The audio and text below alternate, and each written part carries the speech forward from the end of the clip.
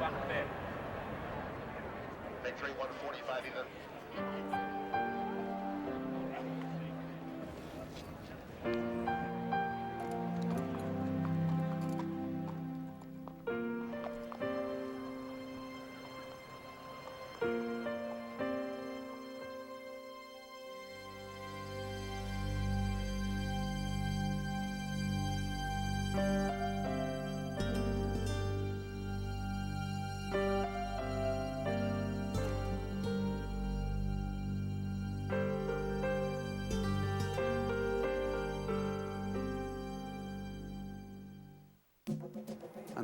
On the saddle, baby. Horse is coming up and down. Ride him hard, ride him hard.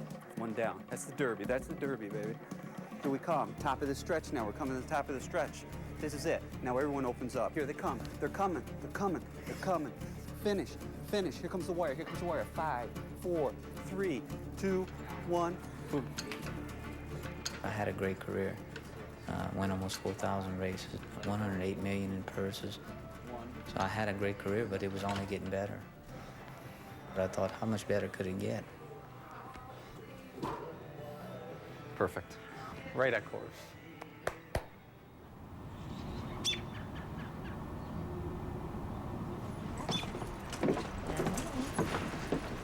Y'all have a good day. Okay. See y'all after school. Love you. I love you. Be right back. Lead. Here's 007. Now firing throughout the fence. Lunar Bounty is right there. Tinker is also closing ground. Amonio on the outside. They race past the 16th pole. It is 007 on neck in front. Shane Sellers at 007. 007 has won the spectacular bid.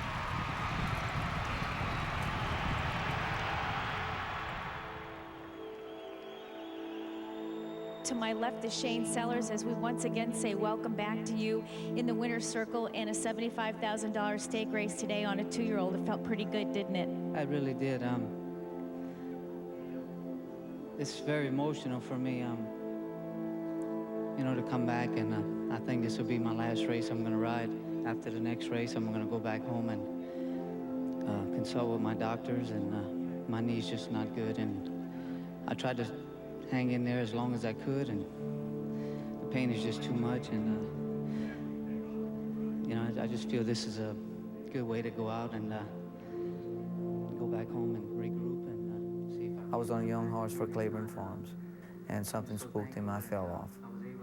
I tried to grab him and hold on to him, and he stepped on my knee, and the way my kneecap went the other way, I just knew something bad had happened. Mr. Telley, I think that announcement caught us all off a little off guard here this afternoon. I mean, he is just a first-class rider, and we will dearly miss Shane Sellers. I don't know if I'll ever be able to ride racehorses again, and that's a scary, scary thought. I don't know what I'm going to do. That's what I've done since I'm 11 years old. I don't know how to do nothing else. You know, 14 months I've sat on my hands at home, outside of rehabbing in my basement, in my gym, and taking the kids to school and stuff. You know, that's a couple hours out of the day. I don't know what to do. I've done this for 23 years of my life. So it's time that I need to move on with my life. I either have to get back to riding or find something else to do. And at this point, I can't do nothing else because I'm still clinging to that hope that I can ride again.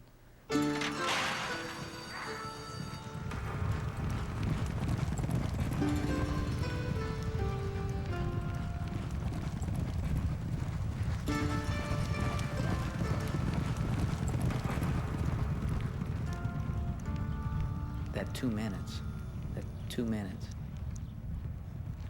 weighing 112 pounds and guiding these 1,000-pound animals around there in a pack of 5, 6, 7, 8 to 10 of them is quite a thrill.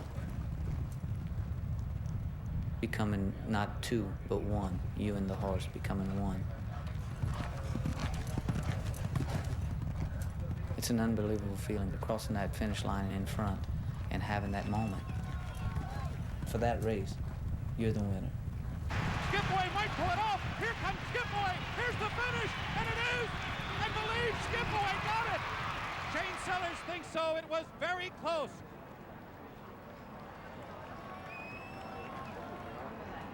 It's a rush. It's an addiction. It's an addiction that we all have in the game of horse racing.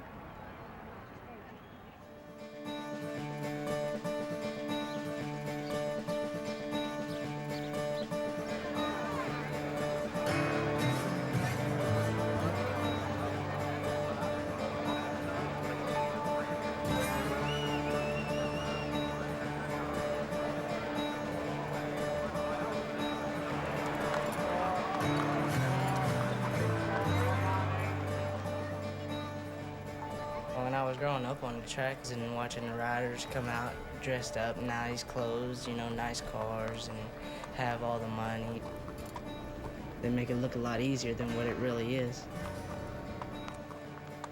You get in your car and go 40 miles an hour down the road and jump out and hit the ground. Tell me how tough you're gonna be then. You know, you gotta know how to take the falls and hold the horses, and so it's a lot more to it than what they think. It ain't quite the, I guess, a limelight job.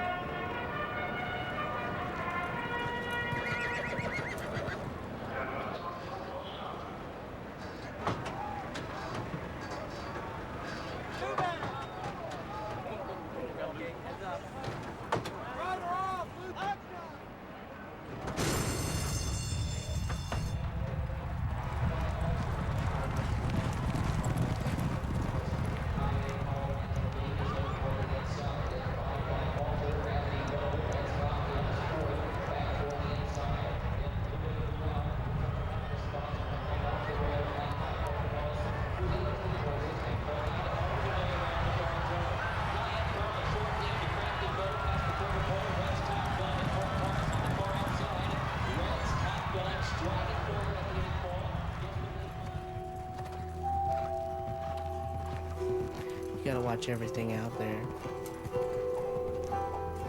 It's a whole different story as far as watching it from eye level, sitting in the pack with all the dirt and stuff, you know, changing gobbles and switching sticks and picking your horse up. And if somebody goes down in front of you, you gotta be able to think in an instant. Do I have to go in or do I have to go out? It's just all focus. That's why I love this job.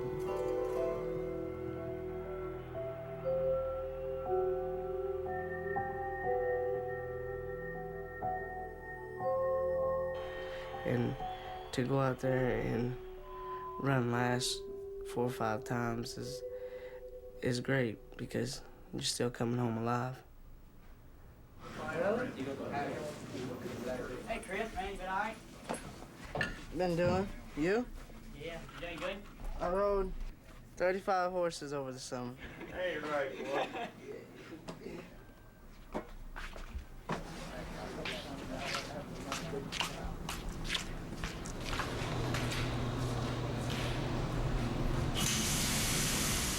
Most of us come from poor families, no education. That's your way out, is riding racehorses. And you can become a professional athlete at 16 years old. There's not another sport like it. Chris came to me and he didn't have any money. And I gave him his saddle, I gave him his boots, I gave him his pants, I gave him girts, I gave him everything he needed to ride. I gave him my pants, he wore my pants. And I just took a liking to him because I knew outside of being a jockey, what else there was for him, what else was there for him to do. His mom was raised on the backside, he was raised on the backside. He's a racetracker. He's a racetracker, that's all he knows. Being a rider was one of the best avenues for him, and he loved it.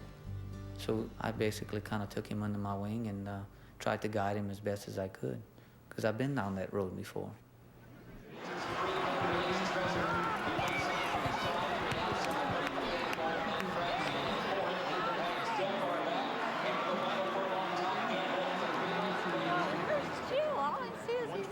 Do one more picture? Yes. Mrs. James Ben Ally Hagen makes the trophy presentation.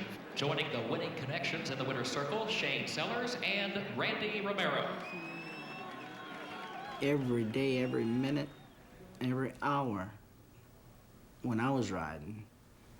I slept it, I ate it, and I shit it.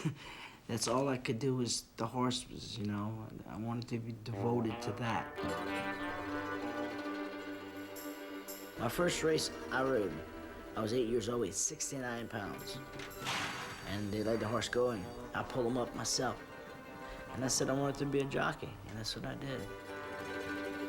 I got a lot of experience young of exercising, getting balance, and you learn how to whip, learn how to keep horses straight, and just learning pacing.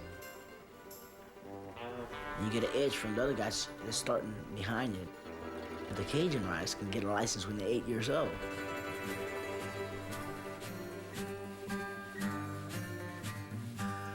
I was about 19, 20. I was making about $8,000 a week.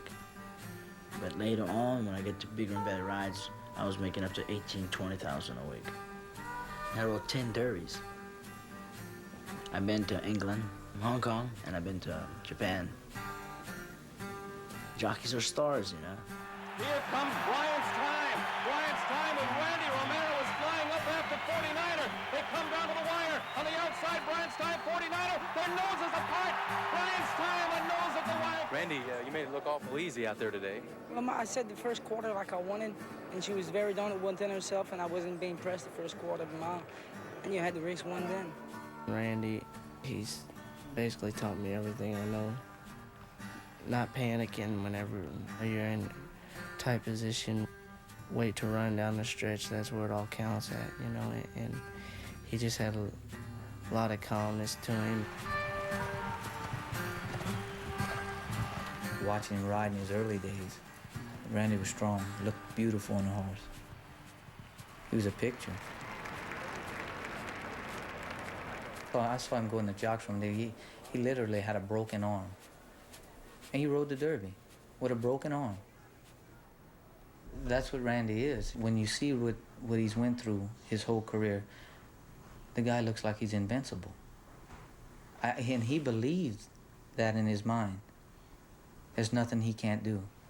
Broke my shoulder, my elbow, femur, pelvis, broke both knees and ankle. I was riding Go For One in the British Cup Distaff. It's just like the Olympics. It's the ultimate. Number 2 is Go For One. Her name suggests a wand to wave away bad luck, and she has been magic. One more in behind the gate. Nestorian moves into line. We're ready for a start. And they're off. And it's a perfect start with Valet Maid going for the lead. My mare breaks running. I wanted to break running because I'm closer to the fence. Gretchen Bayakoa is eager for the lead. They thought I was going to chase her, Bayakoa, but I didn't.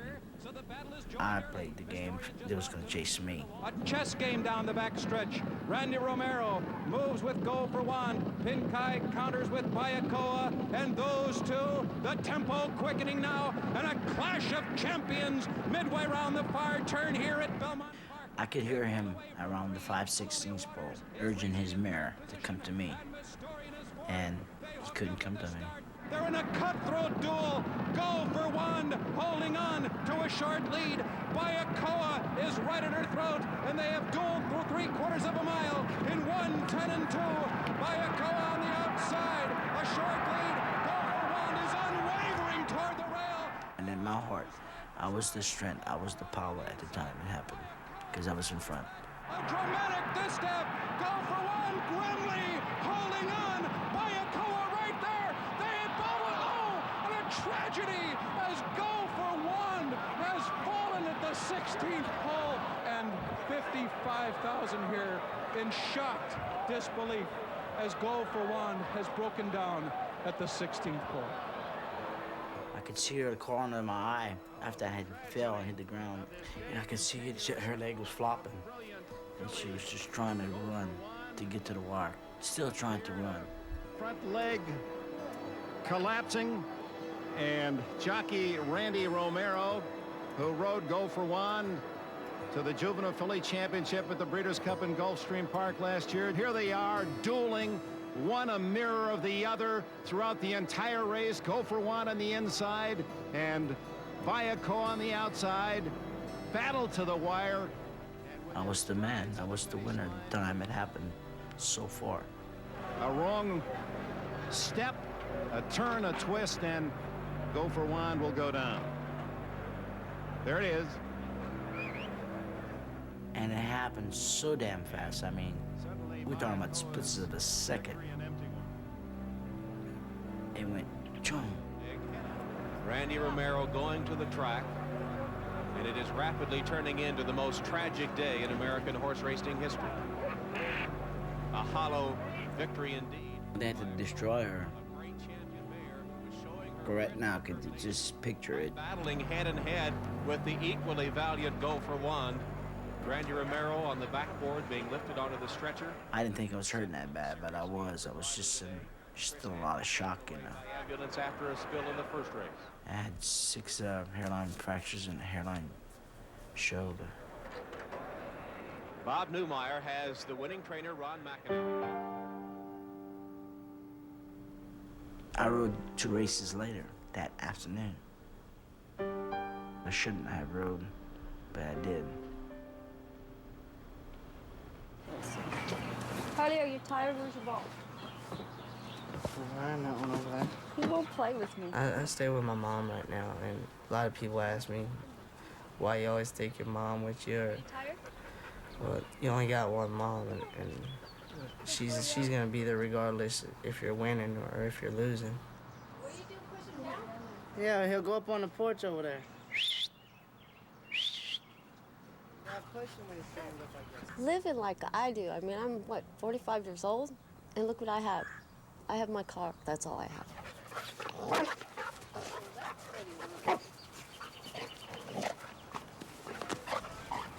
Their chances of having a life after being all those years on the track are slim and none. I've seen guys that are still struggling, you know? But then you look at Randy and Shane and you say, you can do it. You can do it. It's all right.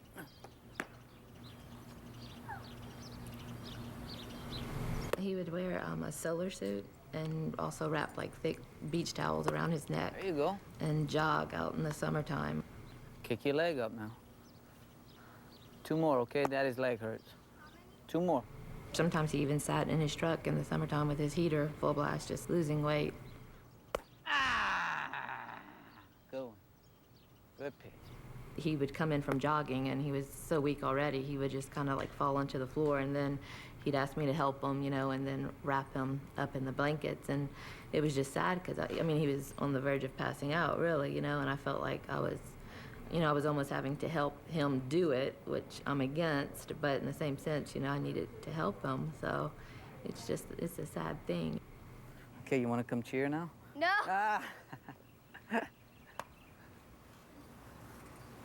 All right. Oh, when I was a cheerleader, that's how I would do. That was my favorite move right there. All right. Now I'm used to seeing him like this. I can't imagine him losing 22 more pounds, you know? And you can just tell, like, as he starts losing the weight, his face starts getting, you know, sunken in, and it's kind of sad. I bought 5 or 6 of them. I know when I go into a dealership, they say, okay, this is the book. This is what I need for it. The thing is that people don't know it. People don't know what riders go through. It's a secret. It's a kept secret. When I started, I weighed 116 pounds when I was 16 years old, and I went to the racetrack, and first horse I rode, I had 107 pounds on him, and I went to the jock shop. I said, I can't make 107 pounds. I said, what do I have to do? So the older riders, they took me, first thing they did was took me to the back, to the bathroom. And first thing they did was taught me how to heave. What I did eat that I couldn't keep, I would have to get rid of. If I needed to take off 2, 3, 4 pounds, I had to get in a sweat box and take off water weight before I rode. That's not counting the Lasix that you take to pee X amount of water out. And you got to go and ride 5, 6, 7, sometimes 10 races a day. Well, there are literally times that I hit the wire and tried to pull my horse up, and I was seeing dots and just too weak to pull him up. The next day you come in, you got to get back in that box and pull 5, 6, 7 pounds. Every day, every day. But keeping your body at 106 or 108 pounds all the time, stripped, soaking wet, it takes a lot. I was in a sauna, and it's a hot box that you go and you sit down in it, and I hit a light bulb and it blew up. And it went vroom. I could see the flames on my back. That is the worstest pain. And I had broken legs too. There's nothing like burn. Nothing. And I was burning 60% of my body. I was very fortunate to live. I'm so lucky.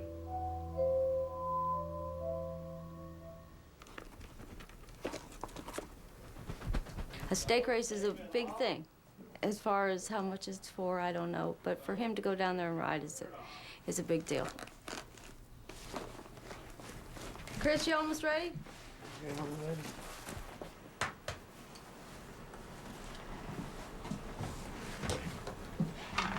I'd like to welcome you aboard Flight 808, service Birmingham, continuing on to New Orleans. Currently, Birmingham showing 42 degrees, partly cloudy skies.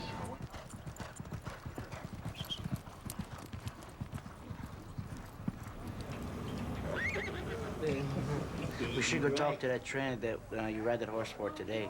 Bobby? Yeah, and get a little feedback. We'll go down there. Okay.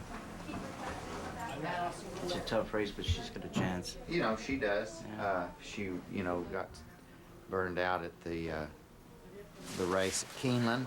You know, that just went too fast the first part of it. So maybe we can control her a little bit today.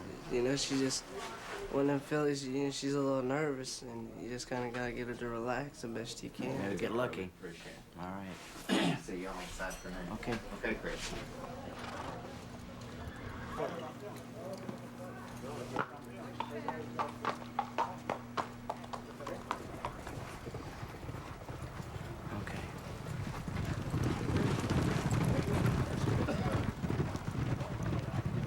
It's a team of 3. They're working right there. They've got another 1/8 of a mile to go. Academic Angel, a most promising bay daughter of Royal Academy and Magic Lass, is raced by Cashmark Farm, trained by Steve Asmussen. Go rock 'em, Bo. You want to try? Try to win a race. I'm going to try. Try to make some money.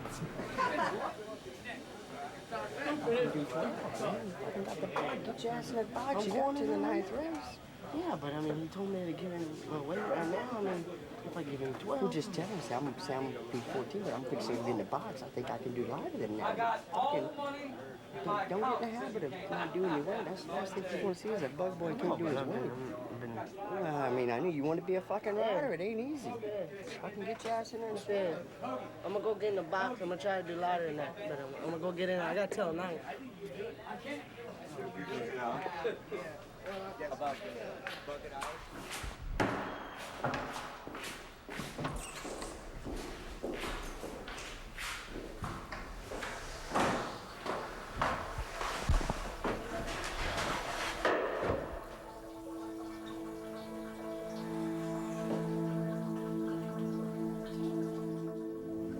If your horse is in with like 116 or something, and you're 15 stripped, you gotta pull a couple pounds because you gotta be 16 with your saddle and boots and pants.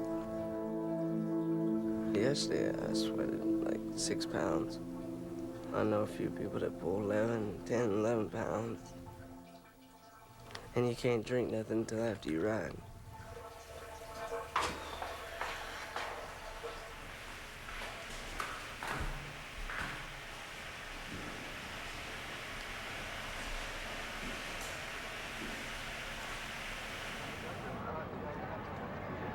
Seven minutes to post for the Thelma.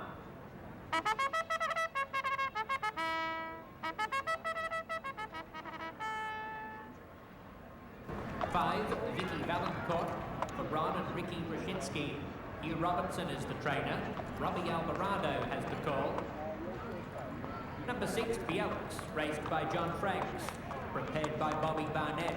Ridden by Chris Rosier. 7, Flick, raced by James Stone. Arriving at the gate.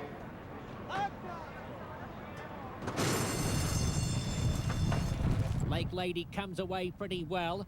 Bielks about the first into stride, leading early.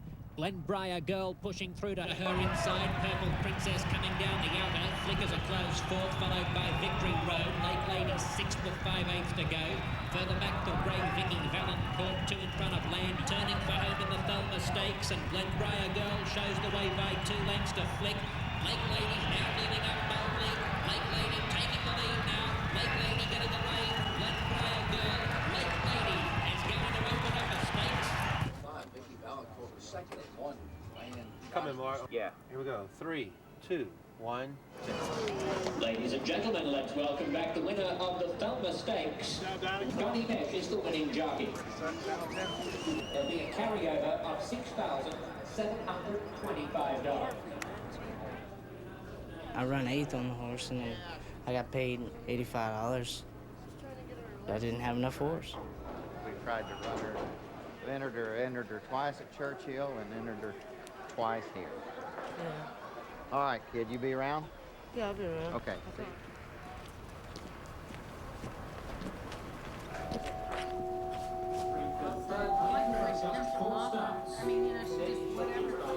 Other than the top 10, 20% of riders, you're just going along day to day, paying your bills if you can pay your bills.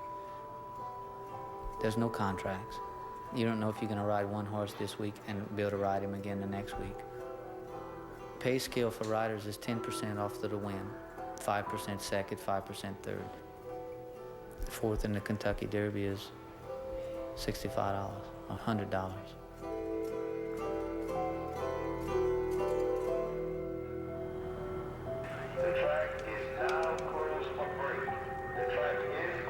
In doing this, the believer will actually perform the righteousness to which the law could only point.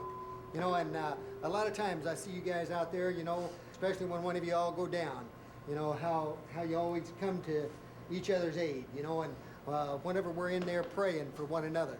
You know, we're praying for needs that sometimes only the Lord can handle. And let us all close with, Our Father, who art in heaven, hallowed be thy name. Thy kingdom come, thy will be done, on earth as it is in heaven. And give us this day our daily bread, and forgive us our trespasses, as we forgive those who trespass against us. And lead us not into temptation, but deliver us from evil. For thine is the kingdom, the power, and the glory, forever and ever. Amen. Oh, great. That'll be okay. She'll like it. She'll love it. All right, all right. How's Chris? Oh, he's feeling better. He's feeling a little bit better. He's getting discouraged. Yeah. He doesn't have no miles for Friday. No? So he says, well, I'm going to come back. I said, Chris, it's only been open for 3 days. Yeah. It'll be all right. You know, like I told him when he started, you know, the game is very tough. He's reducing hard, you know, and it takes its toll on you mentally. And then on top of it, you know, having no mounts on Friday, and you want to be in that jockstrom and riding something. Right. And it's tough to keep your head up. Some days ride some days not ride none. It's just the nature of the business, you know. Well, he said, maybe I should have just gone back to Turfway. He said, I don't know. He's got to go where he can make money. I don't know.